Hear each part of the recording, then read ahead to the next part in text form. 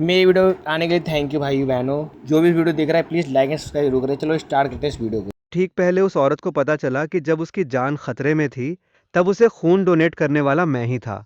उसे प्रोटेक्ट करने के लिए शेन फैमिली का सारा गुनाह अपने सिर लेने वाला भी मैं ही था। अपना दिल निकाल कर उससे प्यार करने और उसे सेफ रखने वाला मर्द, वो भी मैं ही था। और जिसे वो अपने दिल में वाइट मूनलाइट समझती थी, उसने अपने ही बेस्ट फ्रेंड्स के साथ मिलकर उसके परिवार को बर्बाद कर दिया था। उसी रात वो औरत रीबॉर्न हो गई, ठीक 3 साल पीछे, जब उसकी जबरदस्ती शादी हुई थी। और इस वक्त बाई निंगबिंग बस उसी से माफी मांगना चाहती थी जिसे उसने 6 साल तक गलत समझा। इसी बीच आसमान में जोर से बिजली कड़कने लगी और मूसलाधार बारिश शुरू हो गई। मैं बारिश में घुटनों के बल सजा के तौर पर बैठा था, सिर्फ इसलिए क्योंकि मैंने उसके वाइट मूनलाइट द्वारा दिया गया गिफ्ट फेंक दिया था। उसने मुझे पूरे दिन बाहर घुटनों पर बैठने की सजा दी। पिछले 3 सालों से वो हमेशा मेरे साथ ठंडे बर्ताव करती आई थी। अगर मैं बचपन से बाई निंगबिंग से प्यार नहीं करता तो मैं ये सज़ा कभी नहीं मानता, पर अब मैं इसे नहीं मानना चाहता। आज की इस बारिश और इस सज़ा ने मुझे पूरी तरह से होश में ला दिया है। बाई निंगबिंग ने उस अकेली और उदास शक्ल को देखा और दौड़कर आकर मुझे कसकर गले लगा लिया। फांग युआन। मेरी बाहों में उसका शरीर लगातार कांप रहा था। बाई निंगबिंग ने दर्द भरे दिल से अपना कोट उतारा और मुझे लपेट दिया। तुम बारिश में बाहर क्यों खड़े हो? अंदर क्यों नहीं जाते? मैंने यकीन न करते हुए सामने खड़ी इस औरत को देखा। मैं पहले सपनों में भी यही चाहता था कि बाई निंगबिंग मेरी इतनी फिक्र करे, पर आखिरकार वो बस एक सपना ही था। मैं ठंडी हंसी हंसा। मैं पहले कभी इतना क्लियर नहीं था। मैंने धीरे से लेकिन पूरी मजबूती के साथ बाई निंगबिंग को अपने से दूर धकेल दिया। मिस बाई क्या भूल गई कि मुझे घुटनों पर किसने बिठाया था? डिवोर्स के पेपर्स मैंने तैयार कर लिए हैं। मिस बाई को बस साइन करने की जरूरत है। आज के बाद हमारा कोई वास्ता नहीं रहेगा। बाई निंगबिंग बस सुन रह गई। घुटनों पर बैठने की सजा। उसे अचानक पूरी बात याद आ गई। वो घबरा गई और फिर से मुझे जोर से गले लगा लिया। मैं डिवोर्स नहीं दूंगी, मैंने बिल्कुल शांत आवाज में कहा। मिस बाई, मुझे अब अपनी जिंदगी जीनी है। चलो एक दूसरे को जाने दें। बाई निंगबिंग ने मेरा हाथ कसकर पकड़ा और अपने गाल पर लगा लिया। उसकी आवाज में मिन्नत थी। क्या तुम मत जाओ? क्या तुम मुझे फिर से अपनी जिंदगी में शामिल कर लोगे? प्लीज। मुझे पछतावा हो रहा है फांग युआन। मुझसे गलती हुई। उसके चेहरे पर दर्द और बेचैनी साफ दिख रही थी, जैसे वो अपनी सबसे कीमती चीज खोने वाली हो। मैंने पछतावे वाली उस औरत को देखा। कंफ्यूज और समझ न आने वाली हालत में मेरी आवाज खुद ब खुद नरम पड़ने लगी। वो अभी मैनेजर को आर्डर देने ही वाली थी कि किसी को अंदर ले जाया जाए। तभी अचानक गुशियान आ गया। आंगन में एक दूसरे को कसकर गले लगाए दोनों लोगों को देखकर उसका चेहरा थोड़ा बदल गया और वो जबरदस्ती की मुस्कान के साथ तेजी से पास आया। भैया, निंगबिंग सिस्टर, आप दोनों आखिरकार मान गए। मैंने तो कहा था निंगबिंग सिस्टर समझदार हैं, वो मेरी वजह से अपने भैया से ठंडा बर्ताव नहीं करेंगी। मेरा जो मूड अभी थोड़ा नरम हुआ था, वो फिर से ठंडा पड़ गया। मैंने हल्की सी हंसी के साथ बाई निंगबिंग को देखा। मेरी आंखें एकदम बर्फीली थीं। मैं कहूँ आज मिस बाई का मूड कैसे बदल गया, तो ये अपने प्यारे वाइट मूनलाइट की समझाइश थी। मैं पहले कभी बाई निंगबिंग का ऐसा मजाक नहीं उड़ाता था। भले ही गुशियान मेरे सामने इशारों में गालियां देता या ताने मारता, मैं सिर्फ चुप रहकर जवाब देता था। पर आज मैं और चुप नहीं रहना चाहता था। मैं तंज कसते हुए हंसा। मिस बाई सच में गुशियान से बहुत प्यार करती हैं, जो मेरे जैसे सबसे नफरत करने वाले इंसान को गले लगाने के लिए उसके पास आ गईं। मैंने बाई निंगबिंग को दूर धकेल दिया। अब निंगबिंग सिस्टर मत बुलाओ। जब तुम्हारी निंगबिंग सिस्टर डिवोर्स के पेपर्स पर साइन कर देगी, तब तुम उसे अपनी वाइफ बुला सकते हो। गुशियान हैरान रह गया। क्या मतलब? भैया, तुम गलत मत समझो। मैं और निंगबिंग सिस्टर बस। चुप हो जाओ। भाई निंगबिंग ने गुस्से में चिल्लाकर गुशियान की बात काट दी और मेरे छुड़ाने की कोशिश करने के बावजूद उसने और मैनेजर ने जबरदस्ती मुझे पकड़कर घर के अंदर कर लिया और गुशियान के सामने मुख्य दरवाजा जोर से बंद कर दिया। वो थोड़ी देर हैरानी से देखता रहा और फिर धीरे से अपने माथे पर शिकन डालने लगा। ये सब हुआ क्या? पुरानी हवेली में बाई निंगबिंग ने मुझे नरम बिस्तर पर दबोच लिया। मेरे भीगे बालों से तकिया गीला हो रहा था। बाई निंगबिंग, तुम आखिर करना क्या चाहती हो? औरत झंपते हुए घबराहट में सफाई देने लगी। मैं बस तुम्हारे कपड़े बदलने में मदद करना चाहती थी। तुम भीग गए हो। मैंने गहरी सांस ली। मैं खुद कर लूंगा। मिस बाई को तकलीफ करने की जरूरत नहीं। मैंने उसे दूर किया, उठा, साफ कपड़े उठाए और बाथरूम में चला गया। बाई निंगबिंग बिस्तर के किनारे पर बैठ गई, जैसे कोई छूटा हुआ पालतू जानवर हो, और बड़ी उम्मीद से बाथरूम के दरवाजे को देखने लगी। अपने मालिक के बाहर आने का इंतजार करते हुए गर्म पानी ने मेरे शरीर की ठंडक तो धो दी, पर मेरे ठंडे दिल को नहीं धो सका। मुझे अचानक बहुत थकान महसूस हुई। तभी बाथरूम के दरवाजे पर दस्तक हुई। बाई निंगबिंग बाहर से दरवाज़ा खुरच रही थी और लगातार आवाज़ें लगा रही थी। फांग युआन, तुम नहा लिए क्या? तुम आवाज़ क्यों नहीं दे रहे? तुम अंदर क्या कर रहे हो? बाहर खड़ी औरत का रवैया ऐसा था कि अगर मैंने जवाब नहीं दिया तो वो अंदर घुस ही आएगी। मुझे मजबूरन बोलना पड़ा, मैं बस अभी बाहर आता हूँ। भाई निंगबिंग ठीक दरवाजे के बाहर खड़ी होकर मेरे निकलने का इंतजार करने लगी। मैं बाहर निकला ही था कि वो औरत कोआला की तरह मुझसे चिपक गई और सीधा मुझे कहने लगी कि उसे मास्टर बेडरूम तक ले चलूं। मास्टर बेडरूम बाई निंगबिंग का कमरा था, पर शादी के बाद से उसने कभी वहां रह नहीं पाया था। हैरान होने के बाद मैंने अपनी भावनाओं को छुपाते हुए उस औरत को देखा जो मुझे छोड़ नहीं रही थी। मिस बाई, अगर आप 3 साल पहले वाली उस रात को दोबारा दोहराना चाहती हैं तो सॉरी, मैं नहीं चाहता। बाई निंगबिंग को अपने पिछले सारे बर्ताव से सख्त नफरत हो रही थी। नहीं, मैं बस तुम्हारे थोड़ा करीब आना चाहती थी। मुझे लगभग हंसी आ गई। सच में? क्या इसके लिए मेरे दिल का तुमसे पूरी तरह मर जाना जरूरी था? बाई निंगबिंग की आंखों में दर्द उतर आया। उसने कुछ बोलने के लिए मुंह खोला, पर अपने बचाव में कुछ बोल नहीं सकी। मैंने शांत लहजे में कहा, अगर मिस बाई को मस्ती करनी है तो बाहर बहुत लोग हैं आपके साथ देने के लिए। भले ही हमारी शुरुआत अच्छी नहीं थी, पर हम अच्छे तरीके से अलग तो हो ही सकते हैं। बाई निंगबिंग ये कैसे मान सकती थी? उसका एक एक शब्द ऐसा लग रहा था जैसे वो इन बातों को मेरे दिल में उकेर रही हो। नहीं, मैं तुम्हें नहीं छोड़ूंगी, कभी नहीं। तुम कहते हो तुम्हारा दिल मेरे लिए मर गया है, तो क्या मैं अपना दिल तुम्हें दे दूं? ठीक है ना? बाई निंगबिंग ने प्यार से मिन्नत करते हुए मेरा हाथ पकड़ा और अपने सीने पर रख लिया। मेरा दिल तुम्हें देती हूँ, और तुम्हारे दिल को मैं अपने प्यार से गर्म कर दूंगी, ठीक है? बाई निंगबिंग अपने पापों का प्रायश्चित करना चाहती थी, पर चाहे वो कुछ भी कर ले, चाहे मेरे लिए मर ही क्यों न जाए, वो मुझे छोड़ना नहीं चाहती थी। हैरानी और थोड़ी सी अचंभे के साथ बाई निंगबिंग मेरी बाहों में सिमट गई। फांग युआन, सॉरी, मुझे माफ कर दो। मैं मजबूरन उसे गले लगाए हुए था। मिस बाई से क्या गलती हुई? बाई निंगबिंग ने पछतावे से कहा, मैं हर चीज में गलत थी, एकदम पूरी तरह से गलत। आज के बाद मैं सिर्फ तुम्हारी हूं, पूरी तरह तुम्हारी। मुझे नहीं पता कि उसे अचानक क्या समझ आ गया था। इस वक्त वो मेरी बाहों में घुसी हुई थी और मुझे छोड़ने का नाम नहीं ले रही थी। वो बिल्कुल वैसी ही लग रही थी जैसे गांव में पाला हुआ कोई जिद्दी कुत्ता। मैंने उससे उल्टा सवाल किया, और अगर अब मैं नहीं चाहता तो? बाई निंगबिंग ने ऊपर देखकर मुझे देखा। उसकी बहुत लंबी पलकों के पीछे शेर और भेड़िए जैसी शिकारी नजरें छिपी थीं। इस वक्त बाई निंगबिंग की आंखों में सिर्फ मैं था। उसने अपना सिर थोड़ा टेढ़ा किया। उसका परफेक्ट प्रोफाइल बिल्कुल सफेद जेड जड़े से तराशा हुआ लग रहा था। उसकी आंखें और भौहें किसी नशे वाले शराब के घड़े जैसी खूबसूरत थीं, जिसे देखकर किसी का भी दिल टूट जाए। मैं कभी कभी सोचता हूँ कि मैं बाई निंगबिंग के चक्कर में इसलिए पड़ा क्योंकि उसके उस चेहरे को भूल पाना नामुमकिन था। वो धीरे से ऊपर उठी और मेरी गर्दन के पास आ गई। उसकी गर्म सांसें मेरी स्किन पर लग रही थीं, जिससे मेरे अंदर एक अजीब सी सिहरन दौड़ गई। फांग युआन, मुझे मत छोड़ो। अगर फांग युआन ने मुझे छोड़ा तो मैं फांग युआन की बाहों में ही मर जाऊंगी। मैं हैरानी से आंखें फाड़े देखता रह गया। मेरे शरीर में गर्मी दौड़ने लगी। मैंने उसे रोकने की कोशिश की, पर मेरे कुछ बोलने से पहले ही उसके होंठ मेरी गर्दन के किनारे की नसों पर टिक गए। मेरी स्किन एकदम सफ़ेद थी, क्योंकि मुझे बहुत दिनों तक बंद रखा गया था, इसलिए वो एक बीमार जैसी सफ़ेदी थी, और नसें साफ दिख रही थीं, और वो औरत इंच इंच बिल्कुल धीरे धीरे और प्यार से चूम रही थी। मेरा शरीर कांपने लगा। बाई निंगबिंग कभी मेरी सबसे बड़ी चाहत थी, और अब मैं उसे बिल्कुल नहीं चाहता था। अभी कुछ देर पहले गुशियान की कही बातें मेरे कानों में गूंज रही थीं।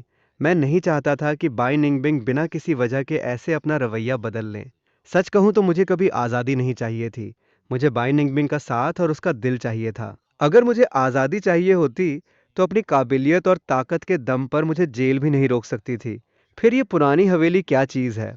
बाई निंगबिंग ने मुझे अपने सीने से लगाते हुए कहा, डरो मत फांग युआन। मैंने गूशियान की वजह से अपना रवैया नहीं बदला है। मैंने ये इसलिए किया क्योंकि... उसके मुंह तक आते आते बात अचानक रुक गई। मैंने अपनी गर्दन पीछे की और उस औरत ने मुझे फिर से खींच लिया। अगले ही पल मैंने उसे जोर से दूर धकेला, पर तभी अचानक मेरे दिमाग में बाई निंगबिंग की आवाज़ गूंजी, क्योंकि मुझे पता चल गया है कि मैं कितनी बड़ी गलती कर रही थी और मैं कितनी बेवकूफ़ थी। मैं हैरान रह गया। क्या? बाई निंगबिंग को लगा मैं उससे पूछ रहा हूँ कि किस वजह से। क्योंकि मुझे अभी पता चला कि मैं फांग युआन के बिना नहीं रह सकती। मरकर भी मुझे वो चाहिए। मैं कुछ बोलने ही वाला था कि फिर से मेरे दिमाग में उसकी आवाज़ आई, जिंदा रही तो तुमसे चिपकी रहूंगी, और मर गई तो मैं अपनी राख भी तुम्हारी राख के साथ ही मिलाऊंगी। मैं पूरी तरह से सन्न रह गया, और फिर मुझे अचानक समझ आया। मुझे बस माइंड रीडिंग की पावर मिल गई थी। मैं बाई निंगबिंग के दिल की बातें सुन सकता था। मुझे ये बात बहुत अजीब और मज़ेदार लगी। मैं बाई निंगबिंग को दूर करना ही भूल गया और उसने मौके का फ़ायदा उठाकर मुझे कसकर गले लगा लिया। फांग युआन! बाई निंगबिंग ने देखा कि मेरा ध्यान कहीं और है, तो उसने प्यार से मेरे गाल पर किस कर दिया। फांग युआन के होंठों पर किस करने का मन कर रहा है, पर फांग युआन शायद मना कर देगा ना। मैं ज़ोर-ज़ोर से खांसने लगा और छटपटाकर उससे दूर हट गया। बाई निंगबिंग घबराहट और बेचैनी से मुझे देखने लगी। मुझे लगा आज जो कुछ भी हुआ वो बहुत ही अजीब था। मुझे शांत दिमाग से सोचने की ज़रूरत थी। क्या मिस बाई आज सिर्फ ये सब बातें कहने ही आई थीं? मैंने उन्हें जाने का इशारा किया। बाई निंगबिंग उठ खड़ी हुई। मैं तुम्हें घर ले जाने आई हूँ, मैंने माथे पर शिकन डालते हुए जवाब दिया। जिंग युआन, क्या हम जिंग युआन चलें? मैं तुम्हें लेने आई हूँ। मुझे आने में बहुत देर हो गई। सॉरी। बाई निंगबिंग ने धीमी आवाज में माफी मांगी। मैं चुपचाप उसे देखता रहा। आज हो क्या रहा है? एक के बाद एक अजीबोगरीब चीजें हो रही हैं। क्या बाई निंगबिंग के अंदर कोई भूत आ गया है, या मैं पागल हो गया हूँ? क्या मिस बाई को अपनी ये बातें मजाकिया नहीं लगती? 2.5 साल हो गए, सिर्फ देर नहीं हुई है। मैं जितना ज्यादा शांत और बेपरवाह होता, बाई निंगबिंग उतनी ही ज्यादा घबराती और डरती। क्या मैं अब उससे प्यार नहीं करता? इस एक सोच ने ही बाई निंगबिंग के अंदर बेचैनी पैदा कर दी और उसके दिमाग में अनगिनत पागलपन वाले ख्याल आने लगे। उसे मुझे रोक कर रखना है, चाहे इसके लिए उसे कुछ भी करना पड़े। उसका पागलपन, उसकी जिद, उसका प्यार और नफरत, चाहे मैं चाहूं या न चाहूं, वो मुझे सब कुछ देगी, क्योंकि वो जानती है कि ये चीजें वो किसी और को नहीं देगी। पिछले जन्म में गुशियान को भी ये कभी नहीं मिला था। सच जानने के बाद बाई निंगबिंग ने गुशियान के ऊपर से अपना व्हाइट मूनलाइट वाला चश्मा उतार फेंका और उसे अचानक एहसास हुआ कि वो उससे प्यार नहीं करती। उसके परिवार के सख्त नियम थे। उसे पता था कि उसकी बचपन में ही सगाई हो चुकी है, इसलिए वो बचपन से गुशियान की देखभाल करती थी। उसे वो अपना छोटा भाई और भविष्य का पति दोनों समझती थी। उन दोनों के बीच का रिश्ता एक शांत तालाब जैसा था, बिल्कुल साधारण। उसका जुनून, उसकी जिंदा दिली, उसके सारे गहरे इमोशंस, ये सब सिर्फ मेरी वजह से थे। मैं ही उसकी जिंदगी था। क्या अब बहुत देर हो चुकी है? क्या मुझे माफी मिल सकती है? बाई निंगबिंग ने अपनी नजरें झुका लीं। मुझे थोड़ा सिर दर्द हो रहा था, क्योंकि मैं बारिश में भीग गया था और पुरानी हवेली में मेरी हालत अच्छी नहीं थी। मेरा शरीर पहले से काफी कमजोर हो गया था। मुझे पक्का बुखार और सर्दी होने वाली थी। और सबसे बड़ी बात, मैं बाई निंगबिंग को इस रूप में पहली बार देख रहा था। वो गुशियान के सामने वाली बाई निंगबिंग से बिल्कुल अलग थी। मैं पहले गुशियान से बहुत जलता था, क्योंकि उसे बाई निंगबिंग का प्यार मिलता था। पर अब की बाई निंगबिंग मुझे ज्यादा पसंद आ रही थी। मेरा सिर दर्द बढ़ता जा रहा था और मुझे चक्कर आने लगे। बाई निंगबिंग ने मेरी हालत खराब देखी और तुरंत मुझे अपनी बाहों में भर लिया। तुम बारिश में भीगे हो, तुम्हें बुखार हो सकता है, पहले आराम कर लो, ठीक है? उसे डर था कि मैं मना कर दूंगा, इसलिए उसने गिड़गिड़ाते हुए एक और लाइन जोड़ दी। प्लीज, मेरी रिक्वेस्ट है। मैं उसकी बाहों में सिर रखकर लेट गया। मेरी पलकें भारी हो रही थीं। मेरा शरीर थोड़ा अलग था। मुझे दर्द कम महसूस होता था, पर जब मैं बीमार पड़ता था तो तकलीफ कई गुना बढ़ जाती थी। इसलिए मैं कभी बीमार नहीं पड़ता था। पर आज बाई निंगबिंग ने मेरे इमोशंस को बहुत हिला दिया था। वो इतनी डर गई कि उसका दिल लगभग रुक ही गया था। उसने जल्दी से मुझे कंबल ओढ़ाया और कसकर गले लगा लिया।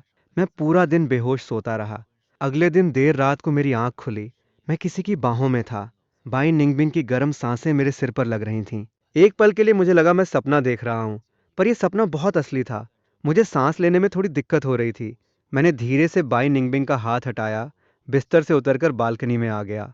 मैं रेलिंग के सहारे खड़ा हो गया, बिल्कुल किसी पत्थर की मूर्ति की तरह शांत। बाई निंगबिंग ने अपनी बाहें कसकर बंद की, पर वो खाली थीं। वो तुरंत हड़बड़ाकर उठ गई। फांग युआन? मर्द का पतला और कमजोर सा साया उसकी आंखों के सामने था। ऐसा लग रहा था जैसे वो चांदनी में कहीं दूर उड़कर चला जाएगा। बाई निंगबिंग ने अपना दुपट्टा उठाया और मेरे पास आकर पीछे से मुझे गले लगा लिया। उसकी आवाज नींद में भारी और धीमी थी।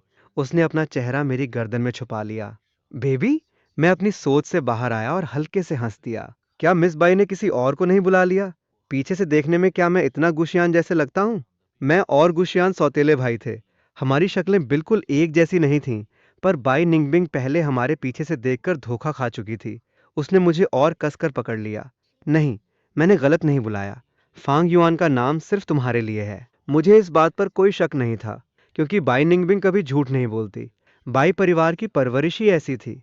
बाई निंगबिंग सिर्फ मेरे सामने ही अपनी सारी मर्यादाएं तोड़ती थीं। बाई निंगबिंग ने प्यार से कहा, चलो वापस चलकर लेट जाओ। तुम्हें हल्का बुखार है, तुम्हें अच्छे से आराम करना चाहिए। मैंने उसे थपथपाया और इशारा किया कि वो मुझे छोड़ दे, मैं आराम कर लूंगा। पर क्या मिस बाई आज यहीं रात बिताने वाली हैं? 2.5 साल पहले जब मिस बाई ने गोली खाई थी, तब आपने कसम खाई थी कि आप मेरे साथ कभी एक बिस्तर पर नहीं सोएंगी। मिस बाई, क्या आप खुद अपने ही गाल पर थप्पड़ मारने वाली हैं? इस पुरानी बात का जिक्र होते ही बाई निंगबिंग को बहुत पछतावा हुआ।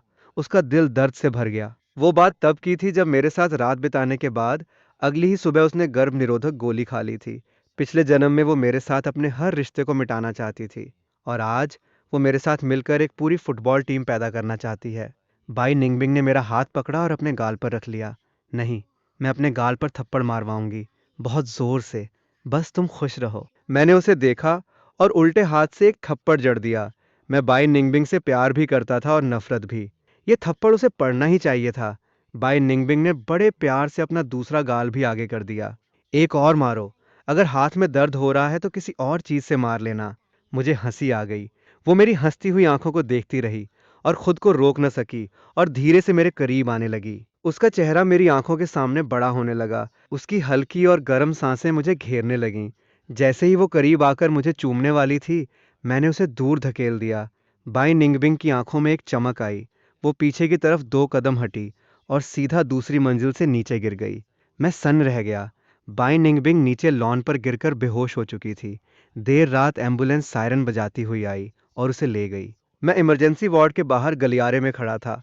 लियू वेई और बाई निंगबिंग के पर्सनल बॉडीगार्ड बाई हाउतियान के बाहर आने का इंतजार कर रहा था। मैंने नजर उठाकर पूछा, मिस बाई कैसी हैं? लियू वेई के चेहरे पर एक पल के लिए अजीब से भाव आए, पर उसने तुरंत खुद को संभाल लिया। डॉक्टर ने कहा है कि अभी और टेस्ट करने होंगे। मिस बाई को अभी भी बुखार है। मैंने हाउतियान को बोल दिया है कि वो आपको घर छोड़ आए। मिस बाई का ख्याल मैं रख लूंगी। मैंने अंदर झांका। बाई निंगबिंग के लोग मेरी बेइज्जती तो नहीं कर रहे थे, पर वो मुझसे सतर्क जरूर थे। अभी बाई निंगबिंग को चोट लगी थी, और वो भी मेरी वजह से, क्योंकि मैंने ही उसे धक्का दिया था। इसलिए कायदे से वो मुझे अंदर नहीं जाने दे रहे थे। मैं पुरानी हवेली वापस आ गया, पर मुझे आराम करने का बिल्कुल मन नहीं था। मैंने अपना फोन निकाला और किसी को कॉल किया। मैं हूँ। मास्टर, आप बूढ़े हो गए हो क्या, जो अचानक मुझे कॉल कर रहे हो? उधर से एक खुशमिजाज आवाज आई। मैं थोड़ा चिढ़ गया। अगली बार से बूढ़े वाला शब्द मत यूज करना। उधर से फिर आवाज आई, ठीक है मास्टर। हाँ, तुम बीमार हो क्या? मेरे मुट्ठी गुस्से से टाइट हो गई। मैंने धीमी आवाज में कहा, मैं नहीं, बाई निंगबिंग। वो दूसरी मंजिल से गिर गई है और अभी तुम्हारे ही हॉस्पिटल में है। तुम जरा चेक करके बताओ वो कैसी है। टांग हाओ ने जैसे ही सुना कि बाई निंगबिंग बीमार है, उसका सारा मूड खराब हो गया। मैं उस औरत को देखने नहीं जाऊंगा। उसमें ऐसा क्या है जो मास्टर तुम उसे इतना प्यार करते हो? गिरकर मर भी जाती तो भी कोई नुकसान नहीं था। मैंने गहरी सांस ली। वो हमेशा से ही ठीक नहीं थी और मैं उससे प्यार करता हूँ। तुम बस जाकर देख लो। टांग हाओ ने नाखुशी से कहा और अपने ऑफिस से बाहर निकल गया। टांग हाओ साउथ सिटी मेडिकल यूनिवर्सिटी के कंग्युआन हॉस्पिटल का एक बहुत बड़ा सर्जरी एक्सपर्ट था। इंटरनेशनल लेवल पर भी उसकी बहुत इज्जत थी, खासकर सर्जरी में। टांग हाओ ऑफिस से निकलकर इमरजेंसी में गया। अभी कोई दूसरी मंजिल से गिरकर आया था। उसे कहाँ ले जाया गया? नर्स स्टेशन की छोटी नर्स का चेहरा लाल हो गया। अरे टांग डॉक्टर, आप हैं? मैं चेक करती हूँ, नर्स ने कहा। पेशेंट बाई निंगबिंग को वीआईपी वार्ड में शिफ्ट कर दिया गया है। उनका हमारे हॉस्पिटल में वीआईपी पास है। टांग हाओ ने गुस्से से नाक सिकोड़ी। उसकी हालत कैसी है? अभी उसका चेकअप किसने किया? इमरजेंसी के डॉक्टर सॉन्ग ने। टांग हाओ ने सारी डिटेल पता करने के बाद मुझे वापस कॉल किया। टांग हाओ ने मुंह बनाया। मेरी जान में जान आई। तुम्हारी मेहनत के लिए शुक्रिया। टांग हाओ ने मुझसे पूछा। पिछले 2 दिनों की बातें सोचकर मैं हल्के से मुस्कुरा दिया। मुझे लगा बाई निंगबिंग 2 दिन हॉस्पिटल में रहेगी तो ठीक हो जाएगी, पर मुझे क्या पता था कि अगली ही सुबह लियू वेई एकदम सीरियस और भारी मन के साथ मेरे पास आएगी। मेरा दिमाग एक पल के लिए बिल्कुल खाली हो गया। फिर मैंने खुद को शांत किया। लियू वेई हैरान रह गई। वो अपने चेहरे के भाव छुपा नहीं पाई। उसने बस सिर हिलाया। आप खुद जाकर देख लीजिए। रास्ते भर मैंने बहुत सारे नतीजे सोचे। सबसे बुरा सोचा कि शायद उसका ब्रेन डेड हो गया है, पर मैंने सपने में भी ऐसा नहीं सोचा था। सामने बाई निंगबिंग को देखकर, जो मुझे कसकर पकड़कर भैया बुला रही थी, और उसका चेहरा एकदम मासूम और बच्चों जैसा था, मुझे एक पल के लिए यकीन ही नहीं हुआ। लियू वेई ने बगल से सावधानी से कहा, जैसा कि आप देख रहे हैं, मिस बाई सिर के बल गिरी हैं और उनका दिमाग हिल गया है। मैं डॉक्टर से पूछने जाना चाहता था, पर बाई निंगबिंग, जिसका दिमाग अभी इस पार्ट 2 के लिए कमेंट करें। जो भी बंदा पार्ट 2 देखना चाहता है वो कमेंट में बताए मेरे को। Thank you for watching, please subscribe.